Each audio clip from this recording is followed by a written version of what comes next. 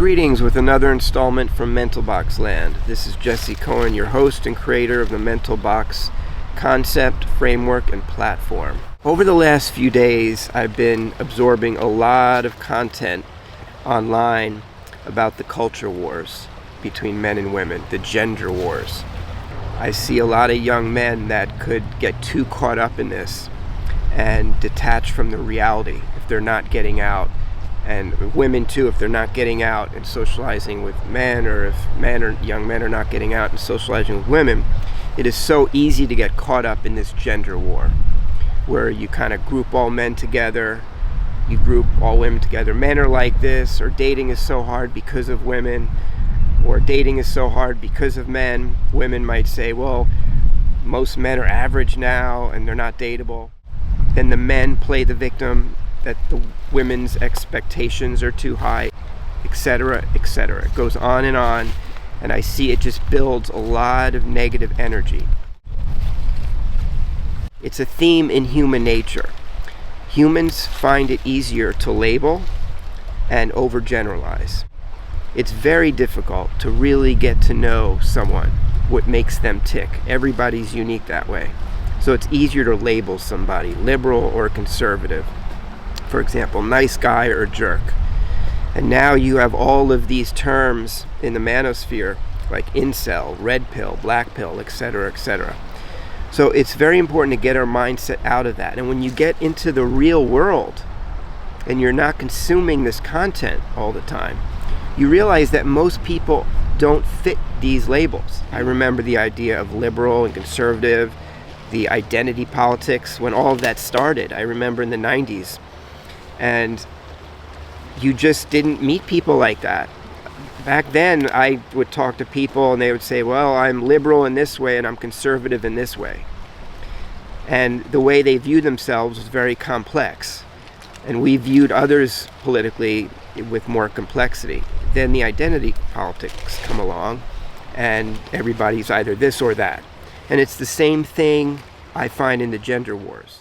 But what I find is more harmful nowadays is the psychobabble, the psychobabbling that's going on, the free psychology that's just out there constantly on rotation on social media, YouTube, TikTok, everywhere.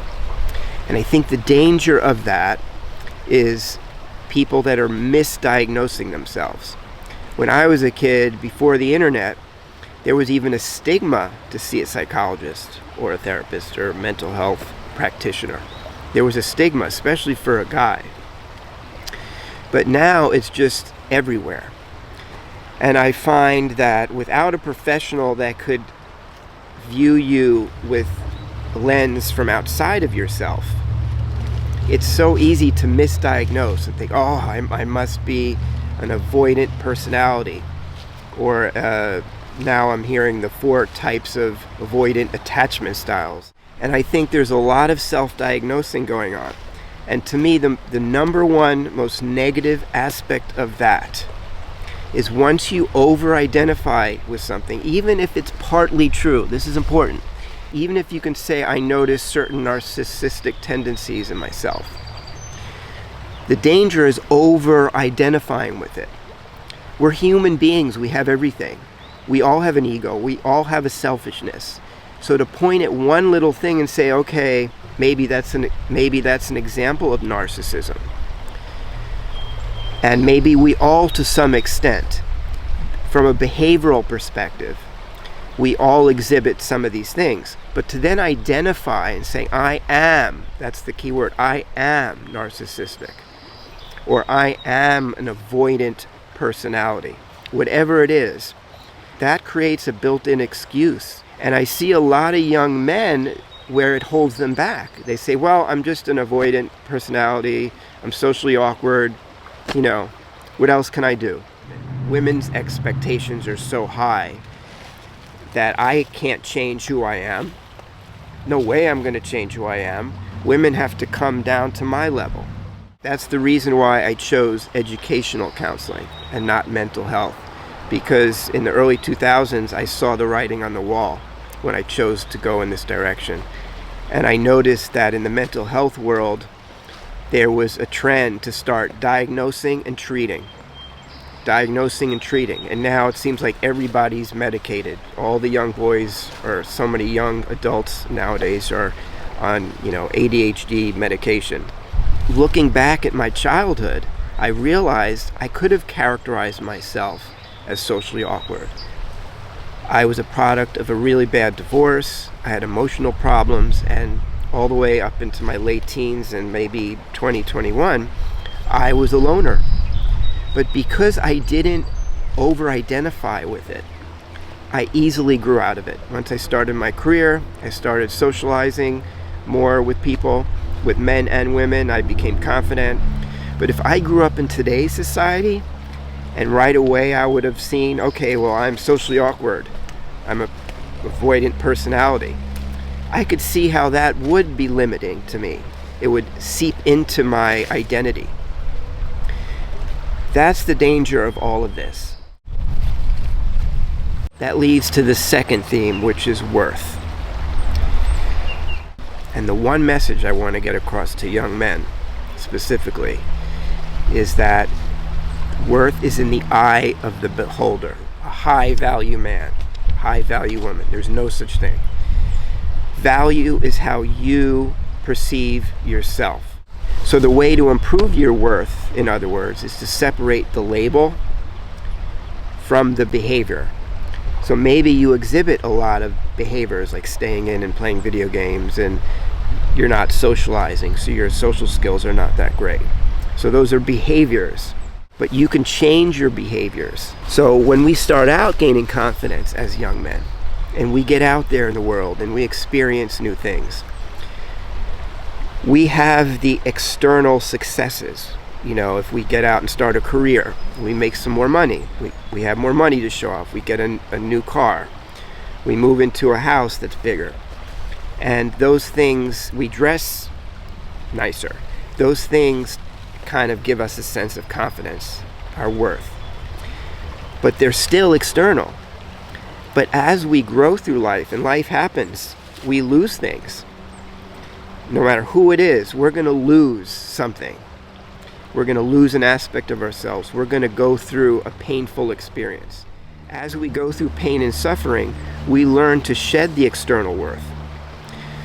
So if we lose a car, if we lose a job, you hear stories of people that have talents, God-given talents, and because of their health or something that happens to them, they lose that ability to play a sport, that ability to be the best at whatever musical instrument or whatever it is, etc., etc. There are many people that lose that ability, no fault of their own. And they still can define their worth internally. What makes them worthy as a human being goes deeper than those outward resources or outward accomplishments or talents, etc.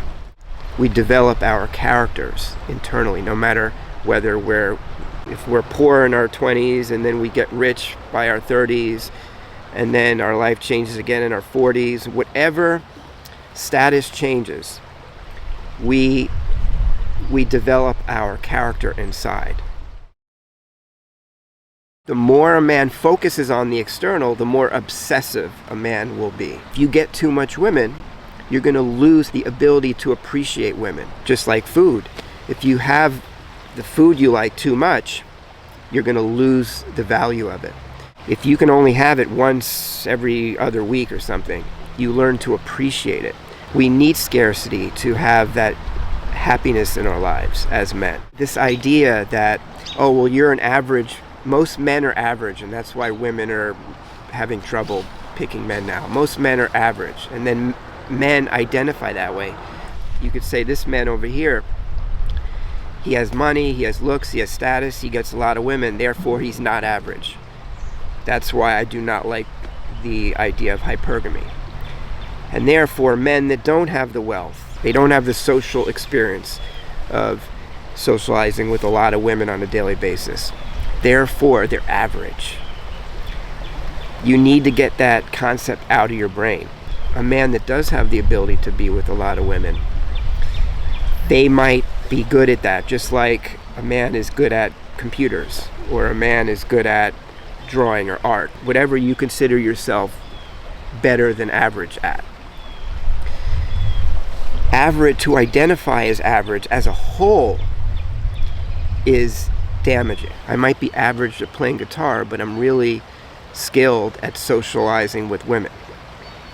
I might be the biggest player in the world, but I'm average when it comes to my career beneath the objective ways that we can define ourselves externally, whether we're good at this or bad at that. We could overcome our fears, and we could show compassion and kindness to people, and we can think outside of the box and get rid of our negative energy, our negative thoughts. So looking at worth objectively, moving from the external to the internal, that's the lens that I'm trying to get men to look through.